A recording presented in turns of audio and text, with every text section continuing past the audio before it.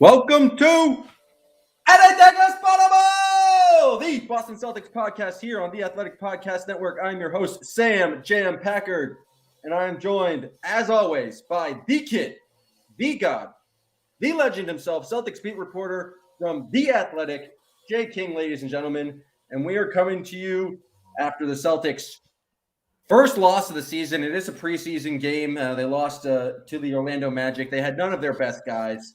But before we get into that, I need to tell you that this podcast is brought to you by DirecTV Stream. You can get your TV with the best of live and on demand by going to directtv.com. All right, Jay, the Celtics are no longer undefeated, but I guess the bigger news of the day, the surprise news of the day, the news that forced little Jay King to have to do a little journalism, track down some leads. Marcus Smart has been suspended for the final game of the season because he missed the team flight to Orlando. So says Woj. That's interesting. Not what I expected from this Thursday afternoon. I thought it'd be a quiet day. I thought we'd be discussing Aaron Nesmith and Peyton Pritchard. Maybe we'll get to them. Maybe a little Theo Pinson. Instead, Marcus Smart suspended before Ime Udoka could even coach a single regular season game. It's just a preseason suspension. He'll be back in time for opening night, but obviously not what you want this early in the Udoka tenure. No, I gotta say it's a good thing. He laid down the law. A rule was broken, and he held Marcus Smart accountable for breaking the rule. I think it just shows a strong start to the Ime era, and that he's not going to take no garbage, even from the heart and the soul of the team. It's what accountability is. It's a good culture. Brad Stevens would have let him walk. Brad Stevens wouldn't have punished him at all. No, the spin zone from Packard. It's a great thing that Marcus Smart has been suspended. He broke a rule. He missed a flight, and he's been suspended for it. I mean, that's what accountability is. Ime said it was a rule he set up day one when he showed up. Marcus tried to test the limits, as is his right. And you know what? It's getting a slap on the wrist. It's proportional to the crime, and I think it's justice. Justice has been served by Ime. Court can move on to the next case. So obviously, it's not the biggest deal. Smart has been in some rocky moments with the Celtics before. He always seems to redeem himself and then some. Like, you kind of almost expect one or two Marcus Smart moments going into a season, and he'll get disciplined, he'll get whatever, like something will happen, and then the Celtics just move on because just kind of part of the Marcus Smart experience. But this early in the Udoka tenure, I think you wonder, like, are they cool? Are they cool with each other? Like, is Marcus Smart? Do you think Marcus did it just to spite Udoka? Just to, like, no, but I'm saying is Marcus Smart mad that he got held accountable like this? Is he frustrated that the Celtics suspended him and presumably docked him a paycheck from a preseason game? Is he? There goes the media just trying to drum up controversy. I'm just saying, I'm not drumming up controversy. It's obviously not the biggest deal, but you do wonder. And then you also wonder, like, how fed up. Do you wonder? Do you actually think that Ime and Marcus Smart have beef? Like, no, I'm just saying, Smart's like, pissed off. When you get suspended 2 weeks into a guy's coaching tenure, you don't think Ime has enough? There are certainly questions to be asked about where those guys are in their relationship and where they go next from that. I think Marcus was testing Ime and said, you better suspend me to show that there are rules on this team, and everyone else has to be held accountable from the top of the team, from the heart and the soul on down. I think this was planned. I saw someone on Twitter say that this was an organizational plan. This is a false flag operation. For Smart to do this so that everyone else saw, like, okay, if Marcus Smart can get held accountable like this, then you better get your ass to that team. Well, Ime said in his press conference that it was a rule he had from day one. And if that's the case, that it's like, if you miss something, you're going to be punished for it. And then Marcus misses the team plane. Like, I don't think Marcus should, a rational person wouldn't be that upset from receiving a punishment from breaking a rule from day one. And I don't think, like, it matters that it's only Ime's first couple of weeks. Like as soon as he got the head coaching job, he has the ability to suspend people. It's his team. It's his rules. Like if he's just going to make rules and not enforce them, then he's like a weak guy. And everything we've heard about Ime is like, he's going to hold you accountable. So I think it's great thing for justice to be upheld. The punishment has fit the crime. And I think the Celtics are stronger for it moving forward. Yeah. I mean, that's a good, Nothing. That's the optimistic take. I mean, and there could be something to that. This could be Udoka coming in and establishing the tone that shit's not going to slide these days. Like if you screw up, you're going to be punished for it. The Celtics are not going to put up with shit anymore. When's the last time Brad Stevens was suspending someone and the players walked all over him? You need to show a tough backbone if you're the head coach. Didn't he suspend Smart for missing a shoot-around before a preseason game one time? Like, this is not the first time. I don't know. You tell me. I'm not speaking with facts on my side here. I'm just yelling. Yeah. So this is – I think Jared Sullinger got suspended once for showing up late to practice. Robert Williams was held accountable when he missed a couple of things. Oh, so it sounds like an institutional rule that Marcus Smart should have known and that his suspension is, again, not a big deal. Everything comes back to this just not being a big deal. I'm just saying that, like, you're just the mainstream media just trying to drum up controversy to push a narrative. Next thing you're going to tell me is that Jalen and Jason don't play Boggle together on road trips. I mean, it's just classic stories from you guys. Boggle's a shit game anyway. That's a very good point. But you know what? I'm positive. I'm feeling good about this team with, I think, good reason, because it's just been fun to watch them in the preseason so far. Nothing can kill the vibes. The vibes have been great so far. You have the guys fighting in practice. Like, that's always a good, fun preseason story. It didn't sound like a bad fight. It just sounded like a very competitive fight. And then 2 interesting preseason games. I thought the Raptors game, there's just good, like we saw the first kind of evidence of Horford and Rob Williams playing together, and 2 big lineup, not to be feared, says Udoka. For opponents to fear, perhaps.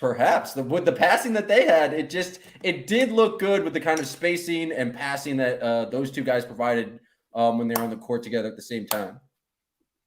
Yeah, and I think you got to see a little bit of how the Celtics want to play, like having Tatum force double teams and then playing off that. I thought in that Raptors game he did an incredible job of passing out of the post from double teams, and just like finding guys in the opposite corner, like out of post ups on the low block. He's just doing stuff like crazy stuff like that. And I was impressed too. Like he didn't always try to force it. Like he didn't look for his own first. A lot of the time it was like as soon as the extra help defender came, he just gave a quick pass where it needed to go, and that was what was impressive to me about it and what he's going to have to continue to work on and demonstrate throughout this season. So yeah, the Raptors game, especially when the starting lineup was out there, very impressive. And then like the Celtics are going to be big with that if they do start Horford at the 4, which I'm pretty sure they want to do. They're going to be huge. Like, they're big at every position. Smart's a huge point guard. Tatum and Brown are big 2s and 3s. Horford at the 4 is bigger than most guys there, and Robert Williams more athletic than anyone at the center, basically. So it's funny, like the only guy you wouldn't post up in that group is probably Robert Williams, the center.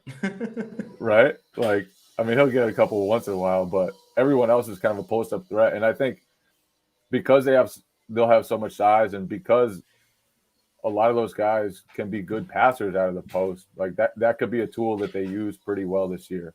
The Magic game was probably more fun than I anticipated. Theo Pinson is just a crafty dude.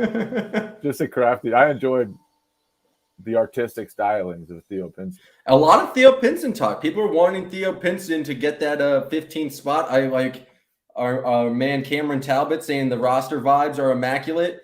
Possibly. I don't know if he's going to get that 15th spot, but I think the other reason that the Raptors game and the Magic game have been fun for Celtics fans is just like because of some guys are out of COVID or some guys are not playing or some guys missed a team flight. We're just seeing a lot of the young guys, and pretty much every young guy the Celtics has drafted over the past 2 years has shown some moments, shown some flashes. We had Romeo knocking down a number of threes in the Raptors game.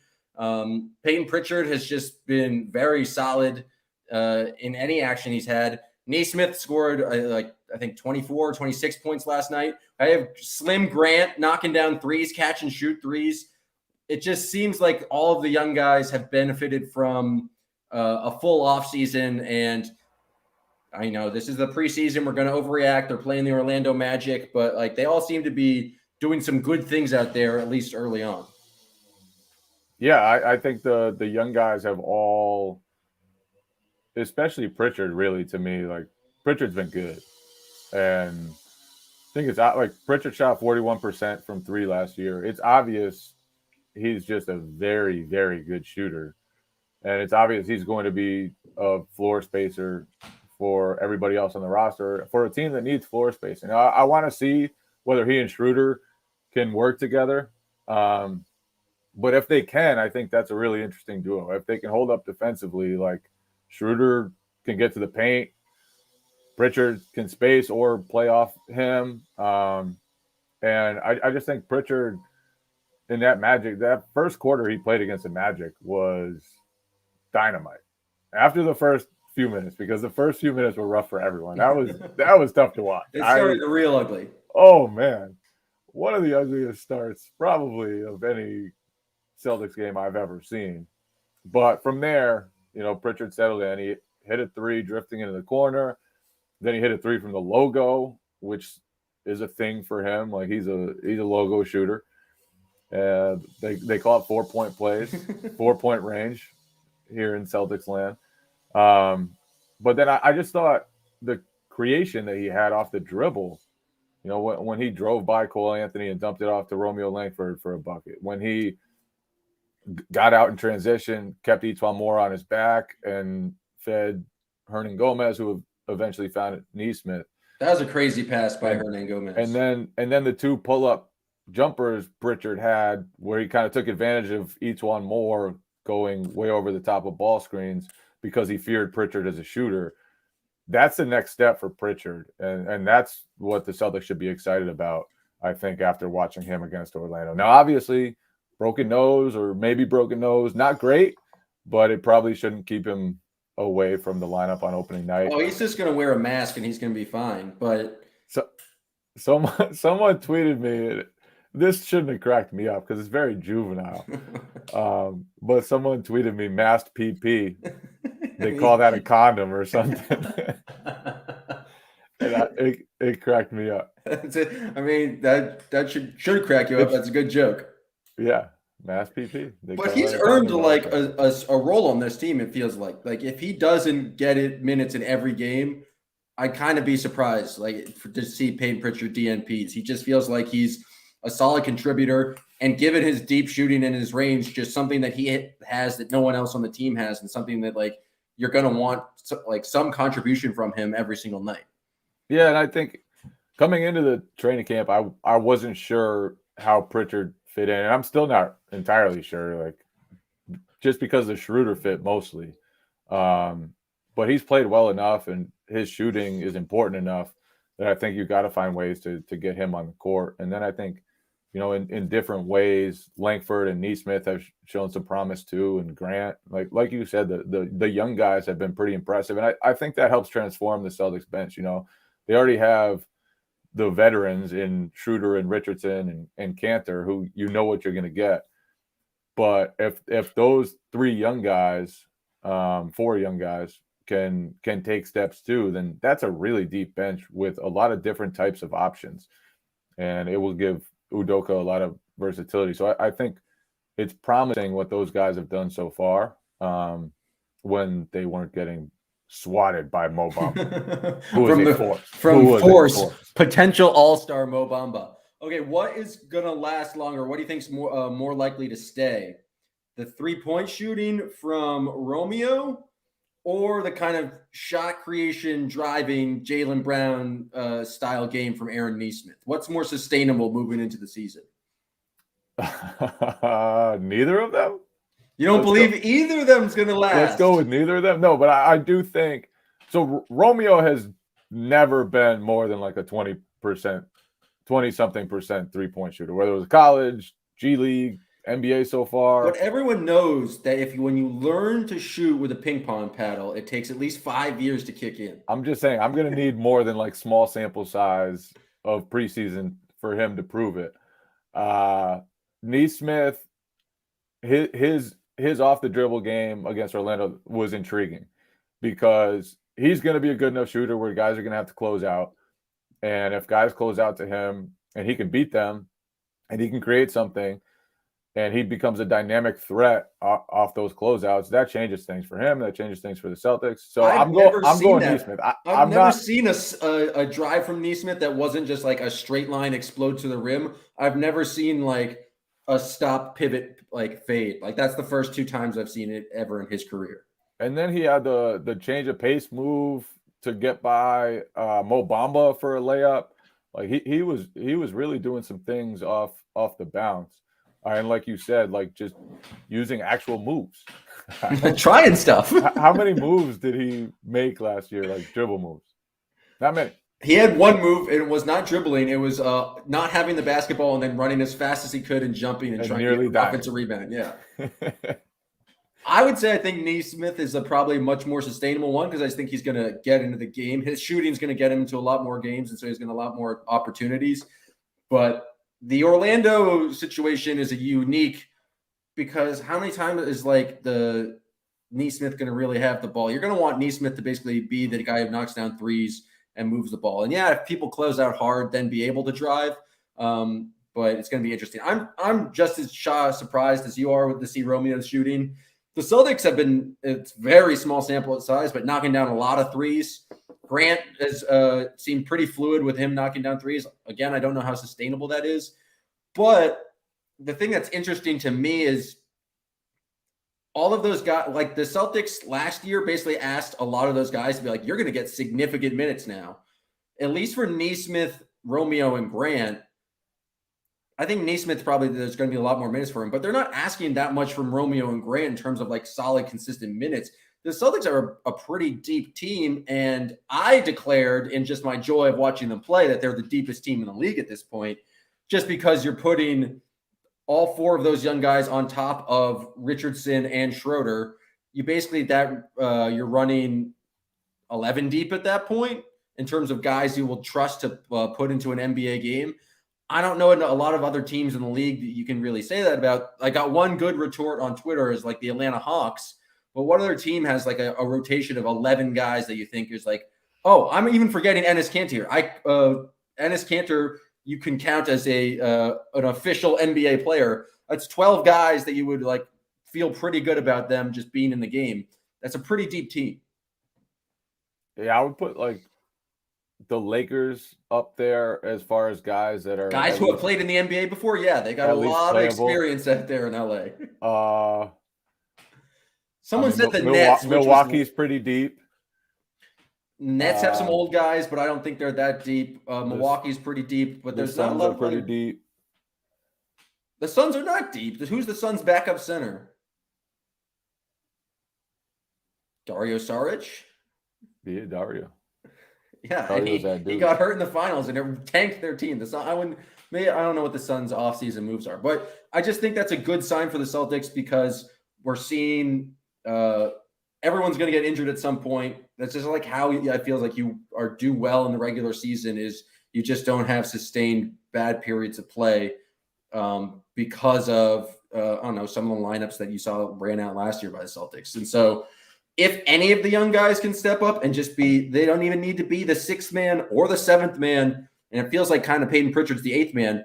If Neesmith, Romeo, Grant can be not like a solid 9th or 10th guy, just a solid role player, then I think the Celtics have kind of found something where depending on matchups, depending on kind of who plays well together, they're just not going to have moments of just terrible basketball, which I feels like has plagued them, especially last year. Are you worried that they could have a slow start because like now 3/5 of their starting lineup will miss preseason time, and they've got a new coach. And I think 7 of their first 10 games are on the road. And like, I wasn't worried about it until you brought it up, but yeah, we should talk about it. Jaylen Brown out with COVID, but I think he is asymptomatic, and they think he should be back by the first game of the season. Al Horford also out.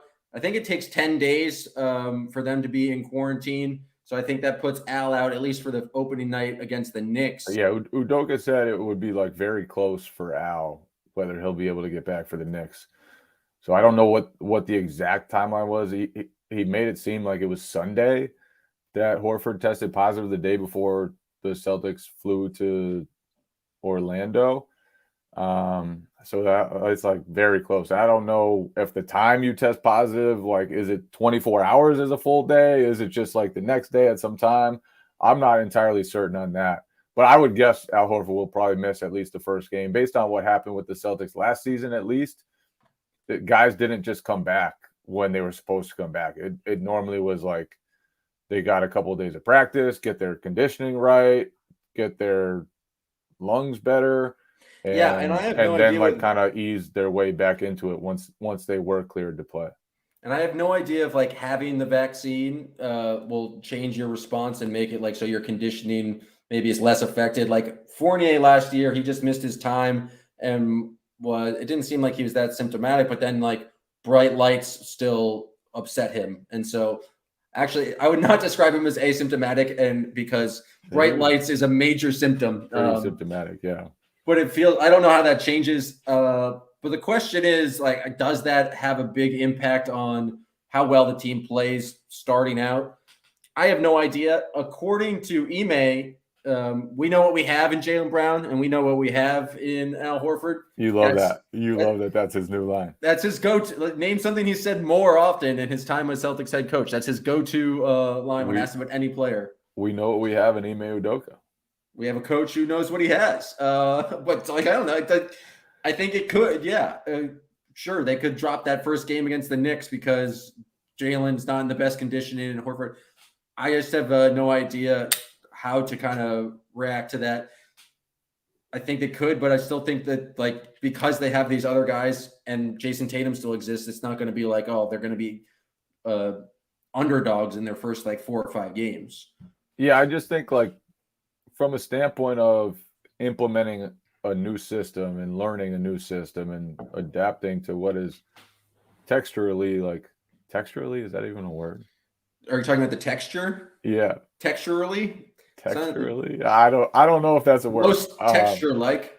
Texturally, it's a very different type of roster. And so I think there's a lot for the Celtics to kind of adjust to. And what's the biggest adjustment? Some of their most important pieces now are missing time when the biggest adjustment is new coach, like new system, new philosophies. Udoka said he's going to kind of slow down the implementation of things while Brown and Horford are away from the team. So they're not going to be as advanced as they want to on that front. Then I think like we saw especially the first preseason game, all Udoka did was just have them switch. And he said that was basically what he did for the first week or so of training camp. And then Jaylen and Horford haven't really practiced since then. So, like, what happens with the other defensive strategies they're implementing? I just think, like, it's not the biggest deal again, but it's disruptive in what's kind of a pretty important training camp with a new coach coming in and establishing, his new ways. So we'll see. We will see how much it impacts them. We will see how impacted they are by this. Not the biggest deal, but it's not like it's tough luck to have Brown and Horford go out, and then it's just bad mistake for Smart to get suspended so early. Yeah, I mean, I think the biggest adjustment has been like the new defensive tactics, but it's like it's just very hard to project because we've only really seen them in that Raptors game, and then even Jay, like we saw them for 20 minutes at full strength in the very first preseason game. But What other things have stood out to you about like kind of what we've seen from them early in the preseason? I mean, we've only seen one game from Dennis Schroeder.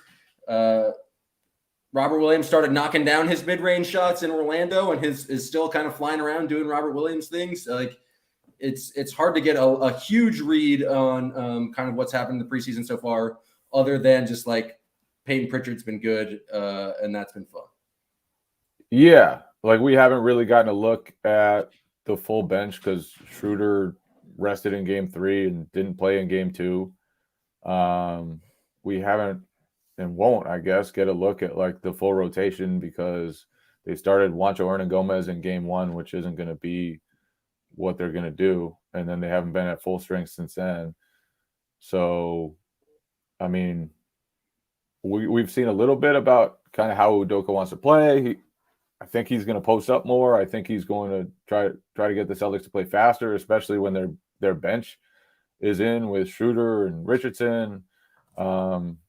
But like we haven't, with the exception of like a little burst against the Raptors, and Jaylen Brown didn't play against the Raptors. Like we haven't really seen probably how the Celtics want to play. Richardson's going to be interesting, just a test case for Celtics fans this year, because I think he's going to be extremely frustrated on offense, and you're going to have to just be like, Richardson, what do you do?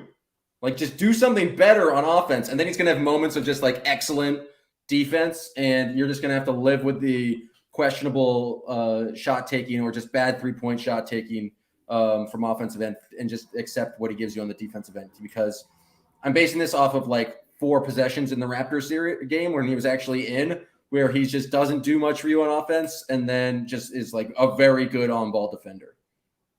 Yeah. And he's like, he can be pretty frustrating offensively, I think. So he probably will be a good litmus test. The Celtics will have a few litmus test guys.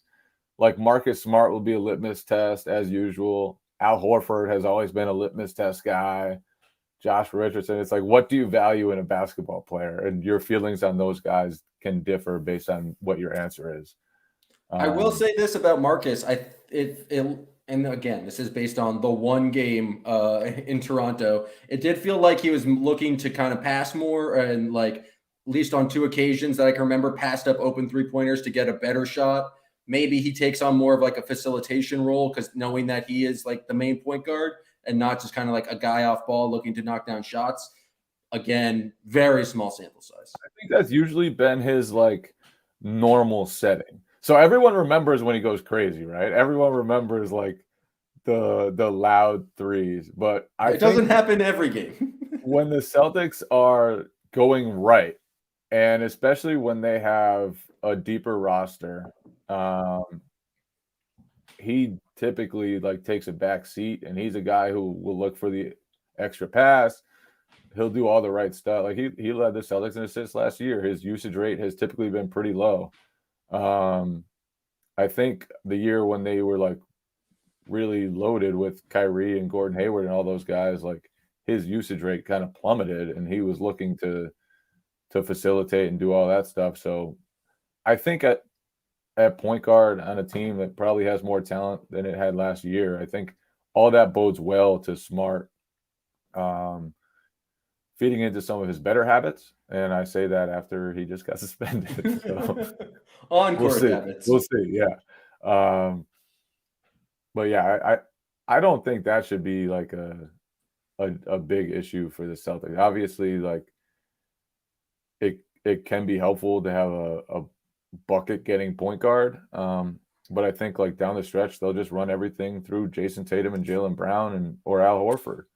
And so it won't hurt them too much to have Smart at point guard. And I think defensively it could really help them. Especially if that big starting lineup works defensively. They're just going to be so big and pretty athletic too with Smart and Tatum and Brown and Robert Williams. Like Al Horford can still move. He's looked great during preseason. Before he got COVID. He has the bounce. Yeah, he's looked great. So I think preseason for the most part, like all the individual stuff has looked pretty good, I think. But you do wonder like how much the COVID cases and now Smart's suspension kind of set back the Celtics as they try to continue adjusting to Udoka's teaching. Yeah, how much of that, like, they are really turning the ball over? Is that just randomly because it's a new season and that's what happens, or is that like indicative of their decision making as a team? It's hard to really tell. And then you wonder too, like how many of the strengths from the Stevens era will carry over. Like he was always a great defense, with the exception of last year. Like almost all of his teams were great at defense. And guarding the 3-point line specifically. Yeah, and his teams always took care of the ball. Like one of the biggest things is they always had a low turnover rate. And some of that, of course, was just having Isaiah Thomas and having Kyrie Irving and having Kemba Walker. But you wonder how much of that was the coach and his philosophies and how much will change under a new coach. So, yeah, I do wonder, like, how much of that will translate because some of the players are the same versus how much of it will change because they're just doing different things now. Now it's time for your favorite part of the podcast. Is this prediction? It's not a prediction. That's going to come later. Who gets the 15th roster spot, Jay King? And bonus question, who gets that second two-way? Because we got a competition. We got the vibes of Pinson, Jabari Parker going off, the sweet shooting of Garrison Matthews, the other guy whose name I'm forgetting right now, who played a little bit, who everyone says is going to get the second two-way spot. What's his name? Where's number 40? You don't even know. Who's number 40? I don't know. The guy who played last night who I didn't recognize. Juwan Morgan? Yeah. So you going to get the second two-way spot? I didn't know what number he was, but I do recognize him. If you had, okay, I guess I will ask you to make a prediction. Predict, Jay King, who is Brad Stevens going to keep for that 15th roster spot? My prediction is that they'll find a way to move Bruno Fernandes. No. And keep Jabari Parker and add Garrison Matthews to the roster. That's just my predict. Like that is not very sourced at all. That's just not very sourced, but somewhat sourced. Oh, there's very little source in there. Do not overreact. He didn't say, folks. He didn't say there's zero sourcing there. He said there's very little sourcing there. That's just words are important, Jay. I'm 6 weeks into law school, so now it gives me the right to be an asshole. Udoka said outright, like shooting will be important for that final spot. Garrison Matthews can shoot. Garrison Matthews is a shooter. And Garrison Matthews looks exactly like a guy who's very frustrating to play pickup against, exactly because he's just very good at knocking down threes. He's just got a frustrating white guy face, and I don't know what else, like he's just one of those type of players. Tell me I'm wrong. See it, but all right, that's fair. Agree to disagree. Maybe. They were both gunning. Him and Jabari were gunning for that 15th spot. They both came out aggressive against the Magic. Worked out a little bit more for Jabari, but Matthews did show he could knock down shots. He really came in firing. Like first touch. And like that makes sense. Like if he's going to make the team, it's going to be because he's the guy who knocks down threes.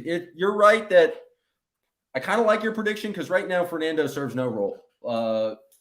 Maybe you want another center if you're going to go double bigs, and then that means like you're going to need a backup center because that's the one downside. Williams can play center. Like, what would really?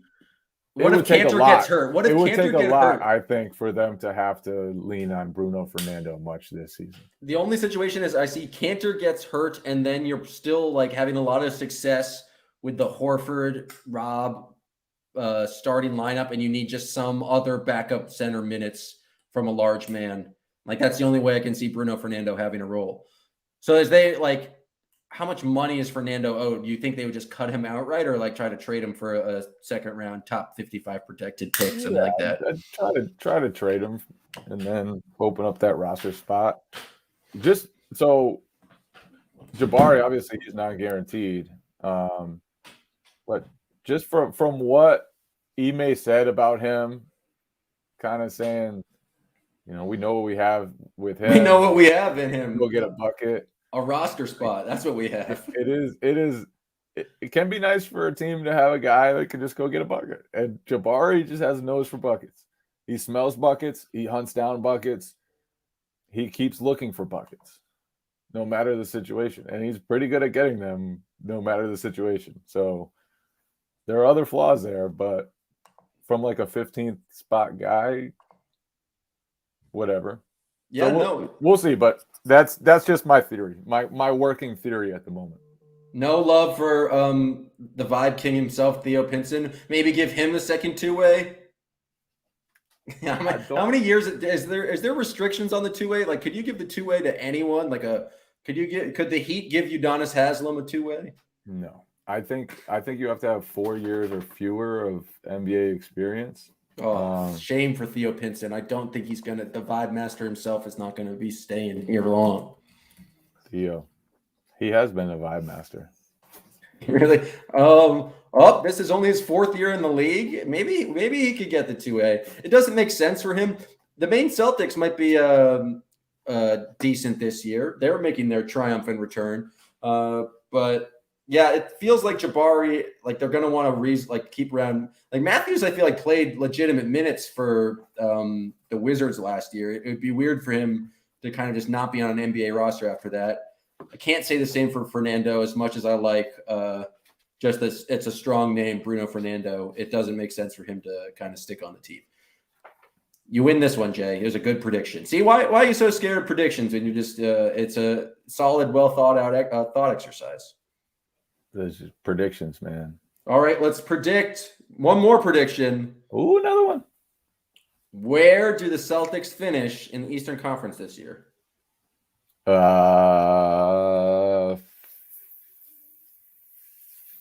Fourth. Seems reasonable. I think Brooklyn, Milwaukee will be the best regular season team. Brooklyn will be second or third. Philly is just an X factor because is Ben Simmons going to be there? Is he not? He is. He's going to show up unannounced. Is he going to actually play? Is he going to force his way out? What did you think about him showing up unannounced to Sixers game and just knocking on the front door of the Wells Fargo Center saying, "I'm here for my COVID test"? Brilliant move, in my opinion. That's just that's how you play hardball. Is you just you put it in the other guy's court and just saying, "I'm here now." Wild move by Ben Simmons. Love that move. Do you think there's just like a staffer who had to open the door and then like text someone, or do you think he just truly showed up and was like, "It's me, Ben Simmons. Have you heard of me?" I think people have heard of Ben Simmons. He probably got booed when he showed up. That's the thing. I think Ben Simmons is going to play his best when the Philly crowd hates him because the entire spite is what finally motivates him to no longer be a coward is when he's just playing with pure rage and Philly fans throwing batteries. He's always been good when the pressure's the highest. No, now it's positive expectations. That's what ruined him before. He wanted everyone to like him. Now that he knows everyone hates him, he can stop worrying and finally get to shooting the basketball. I guess. What if he just shoots to spite them and then ends up being pretty good at it? Like he's like, yeah, you guys want me to fucking play? Well, I'm just going to shoot a fucking three every time. That's what I'm saying. We'll see. I don't think that's how it'll go, but all right. I'm gonna do a surprise pivot for you right now and do the first annual, not even annual, the first time ever. It's gonna be the Red Sox Minute here on Anything Is Potable. You were at the Red Sox game where they beat the Yankees. I was at the Red Sox game when they beat the Yankees. 2 great walk-off wins against the Rays, just putting down division rivals left and right. I was at the walk-off. I was at the walk-off game too. Which walk-off? There was 2 of them, baby. The closeout. Yeah, you're at multiple games. They call me Kid Closeout. Give me your Red Sox thoughts. What are your chances in the ALCS? I mean, it depends on if the kid shows up, and the kid has plans. Tickets. The kid has plans to go to Game 3. Ooh, maybe another walk-off. Game 3 could be a dub. I'm a big Xander Bogaerts guy, and I'm a big Rafael Devers guy, and I like to see them sock dingers. Big dingers guy. That's been fun too. Nathan Eovaldi, he's cool with me too. Fenway was electric. Did you notice just like way too many Yankees fans at that game though? Just like no, I love that. I love that because there was a lot of shit talking going on, at least in my section. So I was a fan of that. There's a lot of shit talking It about. adds to the vibe when people are legit hostile in the stands. I was just like thought like it was way more than I was like used to. Normally, I felt like in games like that, you would not see as many people proudly wearing Yankees jerseys. At least back in my day, I'm pulling a back in my day card when there was Yankees suck jerseys everywhere and there's a fight at every Red Sox Yankees game. You wouldn't wear a Yankees jersey to Fenway Park, and like you wouldn't wear a Red Sox jersey to Yankee Stadium. There's no fear, not enough fear of public violence these days. I mean, is that something that should be a fear? I thought that's what baseball is all about. Yeah, I guess kind of. That's why people fear the beanballs. Back in my day, Pedro Martinez threw Don Zimmer down on the ground, and I was in standing room only, all the way in center field, in the farthest back seats you can get, standing under the Jumbotron, and we saw someone just fall down, and I distinctly remember someone yelling, "Ortiz just threw a bat." And so that's how I first thought that happened, and then it just turned out Pedro Martinez kind of Pedro Martinez tossed an old guy.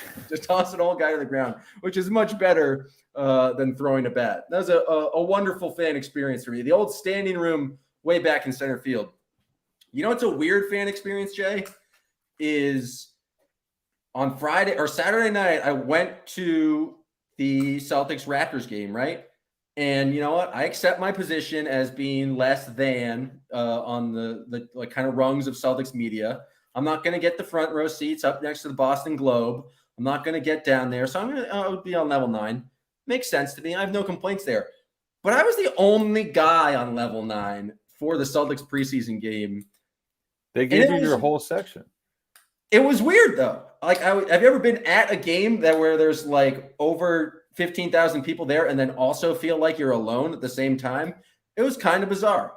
I'm not complaining about it. I just wanted to register for the record that it was weird. I would like turn to people. There was no one there to turn to. It was just very, very bizarre. I'm glad you survived. Thank you. How about that new Jumbotron, eh? Pretty big. I did notice that there was a new Jumbotron. Oh, yeah. It's new. Way bigger. More jumbo. And I'm just trying to think of all the other observations from my return to TD Garden. Lucky is back, but no more JetBlue flight crew, at least at this point in the season. That's Your thoughts? Unlucky, I would say. I would say. Any other thoughts from? I want to empty the Jay King drunk drawer as well. Give you an opportunity. Any other observations from the last 2 Celtics preseason games? Things that you really were talking about. I mentioned it earlier in passing, but Juancho Hernangomez with a great kind of turning pass to find Neesmith in the corner. Matthews slapping Rob Williams in the face, and then Rob Williams just like hands on his knees looking down like throughout the entire free throw. That was kind of scary, but ended up being kind of funny. But that's about it. That's all I got from the Robert Williams hustling. Ooh, he was hustling. That one play he made where somebody said he like cut in front of a guy in the full court, stole it, and found Neesmith for a bucket. Not a play you see a lot of centers make.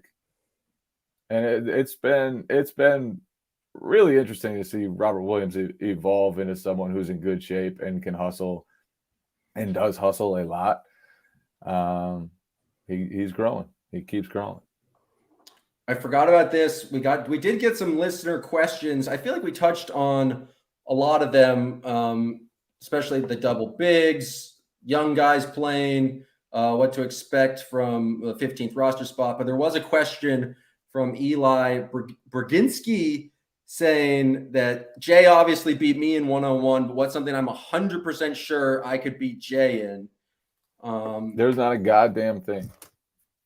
That's just so false. Only law trivia. That's all you got. Law trivia is a pretty good one. I think I could beat you in chess. Settlers of Catan. No chance. Oh, now we got to play chess. You want chess? You want to play, chess boxing, where you fight around and then you play a game of chess and then you fight around. We won't fight. We'll just play. That was a thing. We'll play pickup where we'll have to play chess in between each point. I mean, That's a battle of mind and body and spirit. academic decathlon, and I would whip your ass. Yeah, if it was business ethics. Jay, I think in an academic decathlon, I would win. In most athletic feats, you would win. Nib-high football rule. Is the I'm a smart motherfucker, man. I'm not doubting that. I just think I'm smarter. You may be more learned. But it depends on street smarts or not. Is the Industrial Revolution potable? It sure fucking is. And it is potable! Oh, man. The puppy who lost his way. See, society is the man.